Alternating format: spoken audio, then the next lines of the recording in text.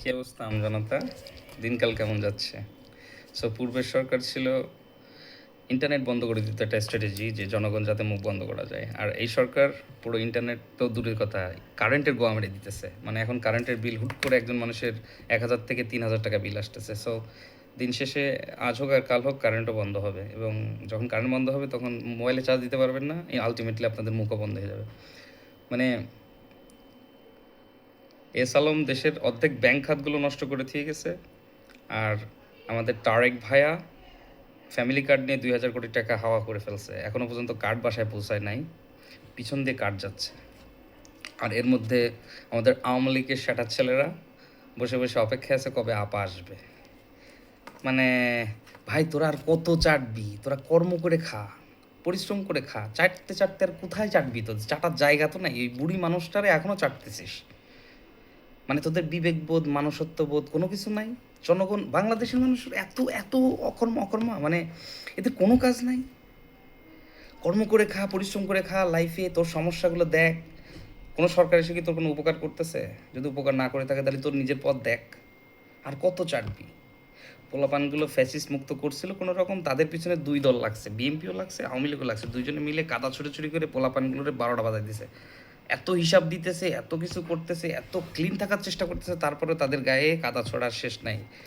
হ্যাঁ, এই পাটোয়ারির পিছনেও লাগছে। পাটোয়ারি বেয়াদব ঠিক আছে, এর মতো বেয়াদব দরকার, কিন্তু বেয়াদবের জবাব তো মানুষের মাইরে জবাব দিতে নাই। মানুষের বেয়াদব হলে তারা বুঝাইতে হয় বা তাদের ওইভাবে জবাব দিতে হয়। কিন্তু একটা পোলার চোখ তুলে নিতেছে, যেসব ছেলেপেলে দেশটার জন্য এত কষ্ট করতেছে তাদের চোখ তুলে নিতেছে, নিয়ে উল্টো তাদের নামে কেস দিতেছে। ভাই মানে দেশের গহমাটা শেষ, এটা কমপ্লিট। কিন্তু তোরা যারা দেশে চাটতেছিস, দলের যে কোনো দলেরই চাটতেছিস, আমি মানলাম। আমি সাপোজ আমি সাপোর্ট করি যে এই পোলাপান এনসিপি বা এই যে জামাতের মানুষগুলো যেগুলো কাজ করতেছে, যারা দেশের ক্ষতি করতেছে না, উন্নয়ন করতে না পারে, ক্ষতি তো করতেছে না ভাই। তোদের চাটার দরকার নেই, তোরা সমর্থনও করার দরকার নেই তাদের। তার মানে যে তোর বিএনপি চাটতে হবে বা আওয়ামী লীগ চাটতে হবে, এটা কোনো কথা না। এখনও অপেক্ষায় আছে আম্মা আসবে কবে, তাই আওয়ামী লীগের লোকদল সব চুপ করে রয়েছে যে না, কবে আম্মা আসবে, আম্মা এসে দেশ সামলাবে, দেশ সামলালে সব ঠিক হয়ে যাবে। ভাই, তোমার আম্মা এক এয়ারপোর্টের জন্য ৯,০০০ কোটি টাকা ঝেড়ে দিয়ে চলে গেছে, আর আম্মার লোকজন এখনও পর্যন্ত ঝাড়তেছে, এখনও তারা ভালো আছে। তোমরা যারা চোখে দেখতে পাও না, তোমরা গু খাও। তোমরা মানুষ হয়ে জন্মাইছো কেন? তোমরা নিজের, আমি মানি যে মানুষের স্বার্থপর হইতে হবে, স্বার্থপর না হইলে হবে না। স্বার্থপর হইতে গেলে তো নিজের ভালো দেখতে হবে। আমার দেশটা তো আমার, আমি দল চাটলে তো আমার কোনো লাভ নেই, আমার তো পরিশ্রম করতে হবে দিন শেষে। এই যেসব জনগণ দল চাটতেছি, আমি খবর নিয়ে দেখি যে সবগুলাই কাজ করে খায়। ওদের কতটুকু সুবিধা পায় জনগণ, মানে সরকারের কাছ থেকে আমি জানি না। ওর এলাকার রাস্তাগুলো এখনো ঠিক হয় না, অথচ দল চাটতেই আছে, চাটতেই আছে, চাটতেই আছে। আমি শুধু অবাক হই যে পৃথিবীতে এত রাষ্ট্র দেখছি আমি, বাংলাদেশের মতো মানে অকর্মার ঢেকি আর কোথাও দেখিনি। কেননা এদেশে বেশি কর্ম নাই বলেই, কর্মসংস্থান নাই বলে মানুষের একটাই কাজ, কারো না কারো চাটতে হবে, তাহলে কিছু পাওয়া যাবে। কী হবে জানি না ভাই, কিন্তু বাংলাদেশের আমরা শেষ। ভাবতেছিলাম দেখা যাক তারেক ভাই আবার কি করবে কি না করবে। তা তারেক ভাই কার্ড ছাপাইতেই টাকা সব শেষ করে ফেলাইছে, এখন আবার নতুন করে টাকা ছাপা লাগতেছে।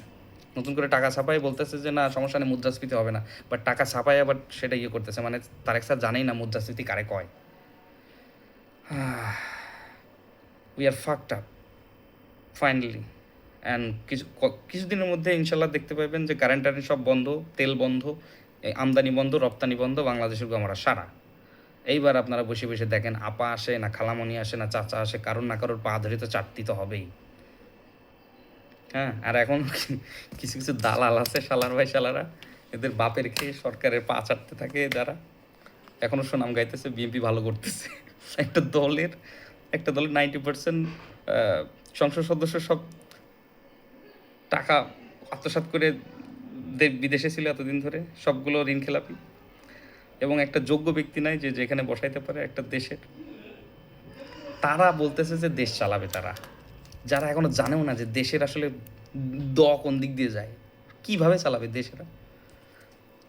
অবাক হই জায়গা। আপনারা যারা চুপ আছেন, বাংলাদেশের আওয়ামী লীগ জনতা, আপনারা যারা মুখ বুঝে বন্ধ হয়ে চুপ হয়ে আসেন যে আপা আসবে, দেশ সামলাবে, ভাই নিজে কিছু করেন, দেশটা আপনারও।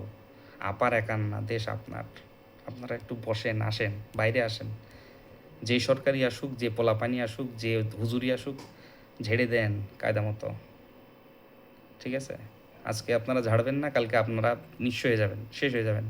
17 বছর এরা ছিল না, এখন এসে এরা মনে হইতেছে এরাই সব কিছু।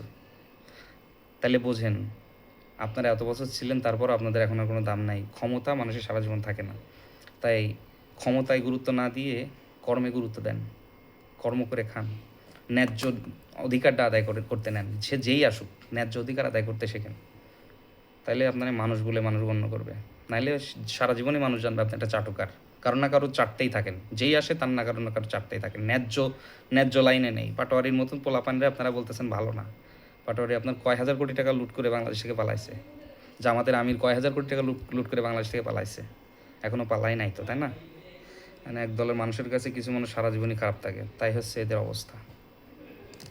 চোখ খুলবে কবে জানি না, চোখ না খুললে আরও অনেক কিছু খুলবে, সমস্যা নেই। সরকার এই যে জায়গাগুলো খুলবে, ওই জায়গাগুলো পরিপূর্ণ করে দেবে আমাদের তারেক ভাইয়া।